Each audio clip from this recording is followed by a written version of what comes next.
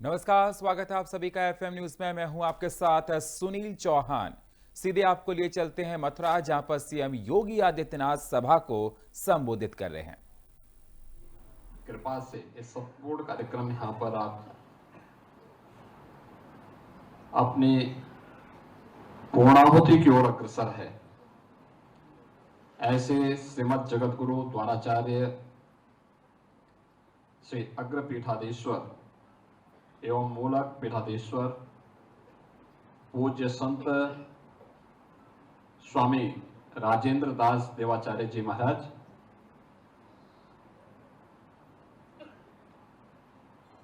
आज के इस समारोह में जिन पूज्य संतों का सानिध्य यहाँ पर प्राप्त हो रहा है, जिनकी दिव्य उपस्थिति से आज का इस समारोह आलोकित हो रहा है, ऐसे श्रीमद जगत गुरु पीपा पीठाधीश्वर पूज्य संत बलराम दास देवाचार्य जी महाराज, चतु संप्रदाय श्री महात्मा पूज्य संत फूलडोल बिहारी जी महाराज, पूज्य संत राम पाल दास जी महाराज, पूज्य संत किशोर देवदास देवजू महाराज, पूज्य संत श्री रसिक माधव दास जी महाराज, पूज्य संत मदन मोहन दास जी महाराज, पूज्य संत रसिया बाबा जी महाराज, परम राधा वल्लभ निर्मोही अखाड़ा महामंडलेश्वर पूज्य संत लाटी शरण जी महाराज, अयोध्या धाम से पधारे श्री दिगंबर अखाड़ा के पूज्य महंत सुरेश दास जी महाराज के कृपा पात्र श्री महंत राम लखन दास जी महाराज, उत्तर प्रदेश सरकार में मंत्रिमंडल के मेरे वरिष्ठ सहयोगी और इसी धाम के परम शिष्य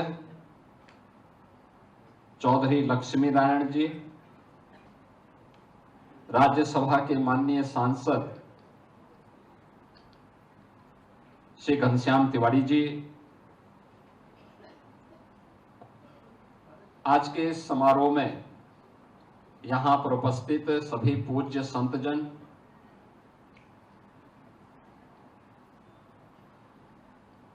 श्रीमद जगत गुरु मूलकदास जी महाराज की दिव्य कृपा का आशीर्वाद प्राप्त कर रहे सभी श्रद्धालुजन,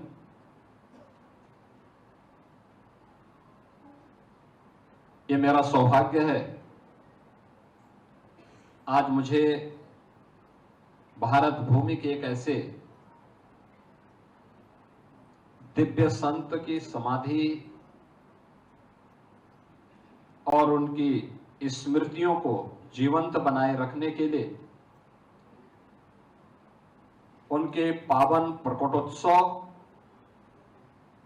और उनके तिरोधान दिवस वैशाख कृष्ण पंचमी के इस अवसर पर उनकी पावन समाधि का दर्शन करने का सौभाग्य प्राप्त हुआ है। और आज उनके इस 7 दिवसीय कार्यक्रम के पूर्णाहुति समारोह में मुझे भाग लेने का अवसर प्राप्त हो रहा है।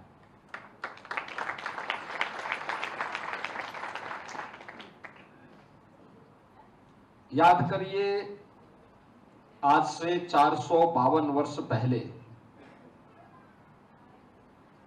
भारत का मध्यकाल विदेशी आक्रांताओं की बर्बरता, सनातन धर्म के ऊपर छा रहे अंधकार में एक दिव्य ज्योतिपुंज के रूप में भक्ति की अपनी अलग धारा को लेकर के जन चेतना को जागरूक करते हुए सांस्कृतिक राष्ट्रवाद की अवधारणा को पुनर्स्थापित करने के संकल्प के साथ जिस दिव्य ज्योति का प्रकटीकरण होता है, वह दिव्य ज्योति प्रयागराज की ही धरती में श्री कड़ा धाम में प्रकट होती है। वैसे भी प्रयागराज हमारे लिए एक पावन तीर्थ स्थल है। दुनिया का सबसे बड़ा आध्यात्मिक और सांस्कृतिक जन सैलाब का आगमन किसी धरती पे दुनिया के अंदर आज भी होता है तो वह प्रयागराज की धरती में महाकुंभ और कुंभ के आयोजन के अवसर पर हम सब देखते हैं।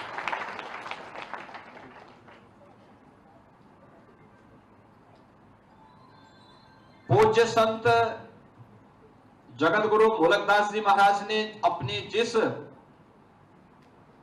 परंपरा को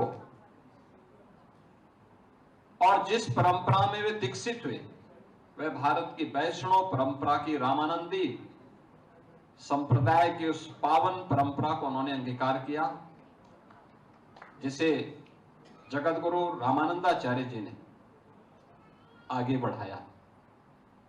और प्रयागराज की धरती का यह सौभाग्य है कि प्रयागराज में जगत गुरु रामानंदाचार्य जी की भी पावन जन्मभूमि है।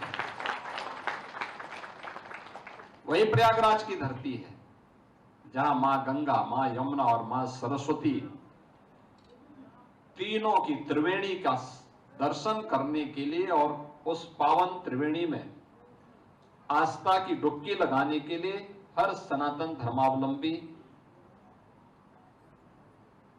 प्रतीक्षा करता है।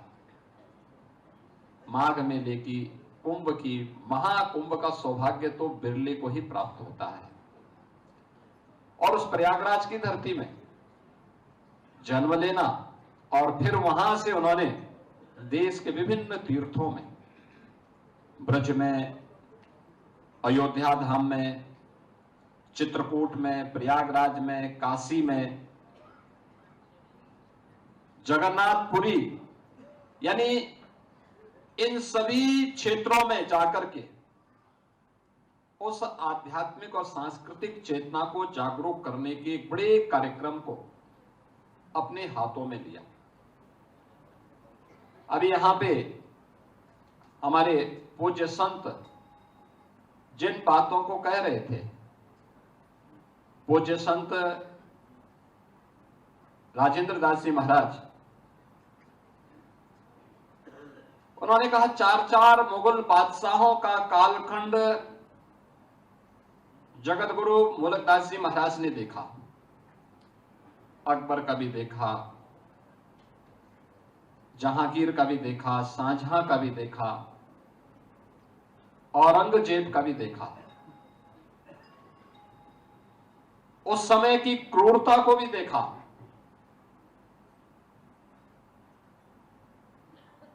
भारत के संतों की ये दिव्य परंपरा है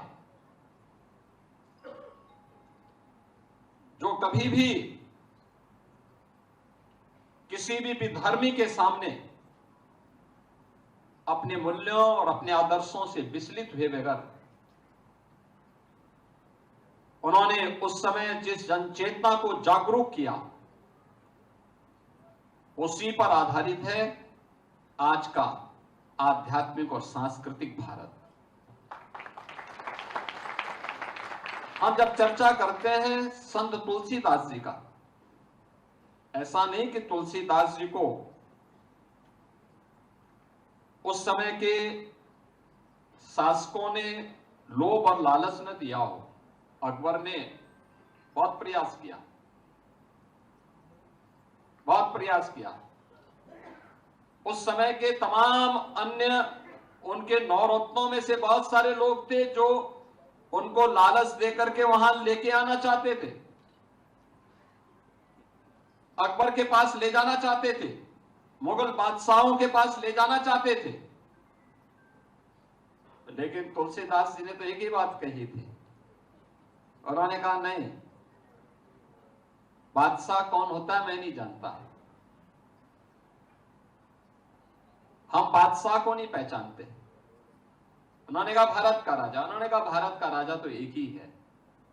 याद करिए, आज भी जब हमारे यहाँ रामलीलाओं का आयोजन होता है ना, रामलीलाओं में हम एक ही बात कहते हैं, बोलो राजा रामचंद्र की। ये किसी और ने नहीं, मुगल कालखंड में नारा दिया था संत तुलसीदास जी महाराज ने। यानी भारत का राजा कोई विधर्मी नहीं हो सकता, भारत का एक ही राजा है और वह सनातन राजा है और वह राम है, राम के अलावा और कोई नहीं। बेझिझक उनको कोई जागीर नहीं चाहिए। जो ये कहते हैं तुलसीदास जी एक गरीब ब्राह्मण थे, नहीं, इससे बड़ा धनी कौन, जो उस समय सबसे बड़े बादशाह के प्रस्ताव को ठुकरा करके कहता हो कि नहीं, मैं बादशाह को नहीं जानता, मैं तो एक ही राजा को जानता हूं और वह भारत का राजा है, सनातन राजा है और वह राम है। और रामलीलाओं के आयोजन के माध्यम से उन्होंने भारत के अंदर जिस जनचेतना को जागरूक किया था, वह हर भारतीय के लिए एक नई प्रेरणा बनी। आज भी आप देखते होंगे, हम देखते हैं कोई पिक्चर बनती है, 2 दिन 4 दिन 10 दिन 15 दिन चली, उसके बाद लोग भूल जाते हैं। भारत की यह दिव्य चेतना है और आध्यात्मिक प्रभाव है और सांस्कृतिक प्रभाव। कथा के माध्यम से हम देखते हैं, पूज्य संतों की जब कथा होती है, हजारों और लाखों की संख्या में श्रद्धालु उपस्थित होता है। हर व्यक्ति को मालूम है इस प्रसंग के बाद क्या होने वाला है, लेकिन तब भी चूंकि वह कथा भारत की कथा होती है, चाहे वह श्री राम कथा हो, श्रीमद् भागवत महापुराण की कथा हो, शिव महापुराण की कथा हो, हर भारतीय जानता है, हर सनातन धर्मावलंबी जानता है कि इस प्रसंग के बाद कौन सा प्रसंग आने वाला है। लेकिन वह इस सब के बावजूद कथा में और उसके प्रसंगों के साथ, समसामयिक प्रसंगों के साथ जोड़ करके जब कोई कथा व्यास उस कथा को और भी मजबूती के साथ प्रस्तुत करता है, लाखों लाख की संख्या में श्रद्धालु घंटों घंटों बैठ करके उसका श्रवण करता है, उसको अंगीकार करता है और उससे अपने जीवन पथ को आलोकित करते हुए आगे बढ़ने का मार्ग भी प्रशस्त करता है। हम लोग देखते हैं अक्टूबर के बाद से लेकर के दिसंबर तक उत्तर भारत के हर गांव में देर सायंकाल से लेकर के देर रात्रि तक रामलीलाओं के आयोजन होते हैं। रामलीलाओं के आयोजन के लिए सरकार सहयोग नहीं करती, गांव के लोग ही चंदा इकट्ठा करते हैं, पात्र भी गांव के लोग ही बन जाते हैं, पूरा गांव एकजुट होता है, रामलीला का मंचन करता है और रामलीला के मंचन के माध्यम से, संवाद के माध्यम से राम के साथ अपना तारतम्य स्थापित करता है। उसमें न जाति भेद है, न मत का भेद है, न संप्रदाय का भेद है, कोई भेद वहां नहीं होता है। सब उस एक मंच के माध्यम से पूरा गांव एकजुट होकर के, पूरा गांव उस दृश्य को देखने के लिए, क्या बुजुर्ग हो, क्या महिलाएं हो, क्या पुरुष हो, क्या बच्चे हो, सारे लोग एकजुट होकर के उसको ध्यान से सुनकर के उन संवादों से एक नई प्रेरणा प्राप्त करते हैं। ये शुरुआत उसी मध्यकाल में संत तुलसीदास जी ने की थी। याद करिए संत रामानंद जी महाराज की परंपरा को, अलग अलग जाति से जुड़े हुए महापुरुषों को उन्होंने शिष्य बनाया। याद करिए, संत रैदास भी तो उन्हीं के शिष्य हैं, संत कबीर भी उनके शिष्य हैं।